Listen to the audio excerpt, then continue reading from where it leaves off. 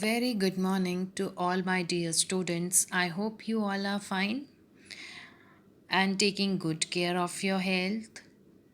So, get ready for your English class. Take out your English literature book, page number 61, chapter number 9, The Sadhu.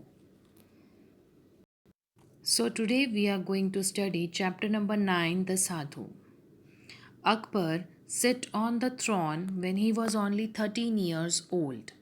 In the years that followed, he built one of the greatest empires of his time. He lived in an unimaginable splendor and opulent ambience. He was surrounded by courtiers who agreed with every word he said and praised him to the skies. They treated him as if he was a god. They never raised their voice even if they did not like what they were asked to do. Perhaps it was not surprising that Emperor Akbar was sometimes arrogant and behaved as if the whole world belonged to him. So one day, Birbal, a witty courtier and a poet of knowledge, decided to make the great emperor stop and think about life. So, what happened one day? It was the story of a Akbar who ruled his kingdom when he was only 13 years old. And as the years passed, he made his empire one of the best empire in his time. He lived in an unimaginable splendor. Splendor means magnificent, and opulent means rich, ambience means surrounding atmosphere. So he lived in a very magnificent and rich atmosphere. He was surrounded by the courtiers who always obeyed him, whether they were agreed or not with the king's order. They always obeyed Akbar. Okay, but it was not surprising that Akbar sometimes he got arrogant and behaved as if all the people belonged to him, as if they were his servants. Sometimes he become very arrogant. Okay, arrogant means aggressive, angry, or you can say full of attitude with a negative in a negative form, that all the palaces, empires, gardens, everything belonged to king only. Okay, he was the only owner of all the things. So one day, Birbal, his intelligent courtier and a poet of knowledge, who was very intelligent, witty means intelligent. Birbal was very intelligent. So one day he decided to make made the emperor stop and think about the life. So let's see what he decided, what he had a plan to get the king out of it, that he must think about the life. One evening, as the emperor was going towards his palace, he noticed a sadhu lying in the center of his lush green garden. He could not believe his eyes and got baffled. Who got could not believe his eyes? Akbar.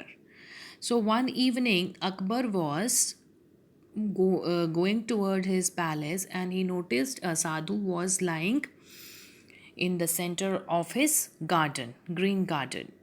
And he could not believe his eyes and he got baffled. Baffled means confused. He got confused. A strange sadhu in ragged clothes, ragged means dirty clothes, right in the middle of the palace garden. The guards would have to be punished for this, thought the emperor furiously as he walked over to the sadhu. Furiously means angrily, to the sadhu and prodded him with the tip of his embroidered shoes. Prodded means to push someone to get attention. Okay. As the sadhu was lying in the middle of the garden and the Akbar didn't like it, and he thought that the guards would be punished for this as they allowed this sadhu to enter in my garden. And what did he do? He moved towards the sadhu and prodded him, and he pushed him to know what he was doing in his garden. "Here, fellow," he cried. Here, fellow means sadhu. Sadhu cried, "What?" He cried, "Here, fellow." Sorry, Sadhu, Akbar. Akbar said, "Here, fellow, what are you doing here? Get up and go away at once.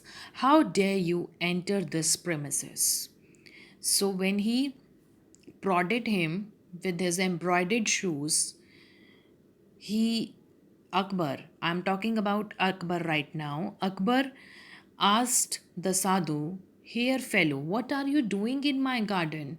And how dare you to enter in my premises?" The sadhu opened his eyes and sat up slowly. "Huzur," he said in a sleepy voice, "is this your garden?" So the sadhu wake up and speak softly to the Akbar, opened his eyes and sat up slowly, and he asked the Akbar, "Is this your garden?" "Yes," yelled the emperor. Yelled means he shouted. Okay, emperor shouted. Akbar. "This garden, those beautiful rose bushes, the fountain beyond that, this palatial courtyard, this grand palace, this monumental fort, this huge empire, it all belongs to me and only me. Is that clear?" So, when Sadhu asked the emperor, "Is this your garden?" the king replied, "Yes." And he shouted, "Yes. This garden, not only this garden, this roses, this fountain, palatial courtyard, grand palace, monumental fort, and this huge empire belongs to me and only me. And is that clear to you now?" Slowly the sadhu stood up, and the river flowing nearby, Huzur. So slowly he got up and he asked to Akbar, "Huzur, as the river is flowing nearby, this also belongs to you, and the city of Agra and Hindustan." The question is that if the river flowing nearby and the Agra, Hindustan, is that all belongs to you only? "Yes, yes, it's all mine," said the emperor furiously. "Now get out immediately. You have questioned me enough, and I have curbed all your queries." Now the Akbar said, "Yes, it's all mine. You asked me enough questions, and I have answered all your queries. So now get out immediately from my premises." "Ah, that's right, Huzur," said the sadhu. "And before you, Huzur, who did the beautiful garden and monumental fort and grand city belong to then? But please tell me one more thing, but after this, no more queries. I am simply fed up of your now," said Emperor angrily. So when the king answered him, "Yes, it all belongs to me," Sadhu asked him one more question. And what was that? "Before you, who did this beautiful garden and monumental fort and grand city belong to then before you? Who was the owner of beautiful garden, palace, fountain? But please tell me." This is the last question. After that, I am not going to ask you any question. The king said, "I am fed up of you." "My father, of course," Emperor replied. Akbar replied that, "My father, of course, all the things which I am mentioning, it belongs to my father first and then it belongs to me." Okay. In spite of his irritation, now he was beginning to get interested in the sadhu's questions. Now, what happened? Instead of getting irritated, Akbar was now taking interest in Sadhu's questions.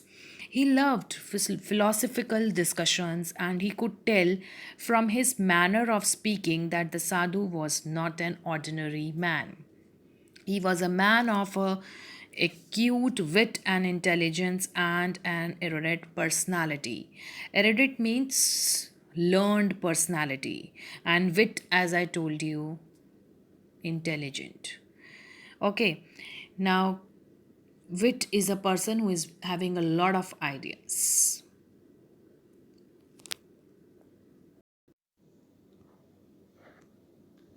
So he was a man of Sadhu was a man of wit and intelligence and a learned personality. And who was here before him? The Sadhu asked him in a low tone that who is the owner of all these things before your father? Now, his second question was earlier, before you, your father was the owner of all the things. But before your father, who was the owner? His father, my father's father, as you know, answered Emperor Akbar. Ah, your grandfather, you mean, right? Said the Sadhu. Akbar said, my father's father, as you know. So the Sadhu said, yes, your grandfather. So this garden, those rose bushes, the palace and the fort, all this has only belonged to you for your lifetime. Before that, they belong to your father, am I right? And after yours, they will belong to your son and then to his son, and they will pass on to the next generation and so on, right? So, what did Sadhu said? Okay, your grandfather.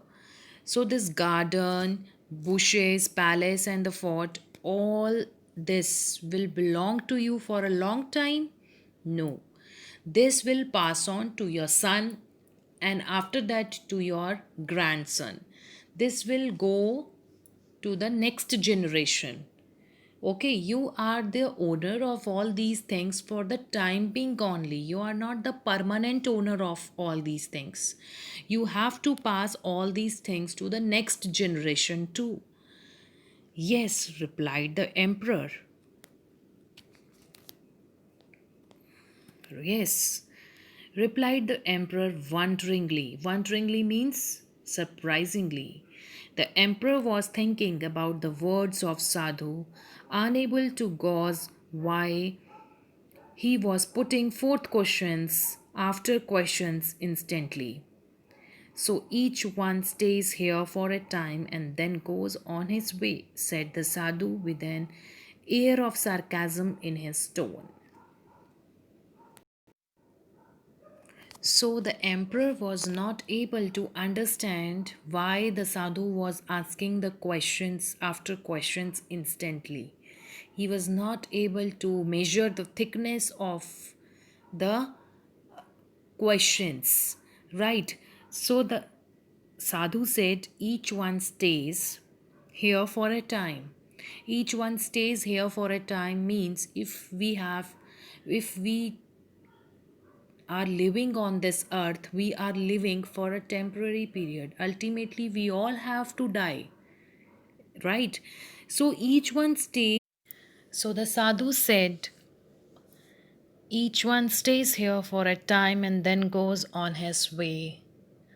All these words he said in a tone of sarcasm. Sarcasm is a bitter remark.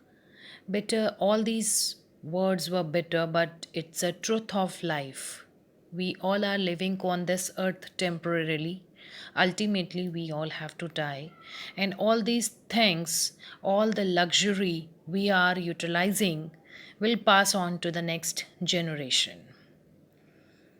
So I would like to stop here and we will continue the rest of the chapter in the next class. And I hope you read yourself page number 61 and 62 along with the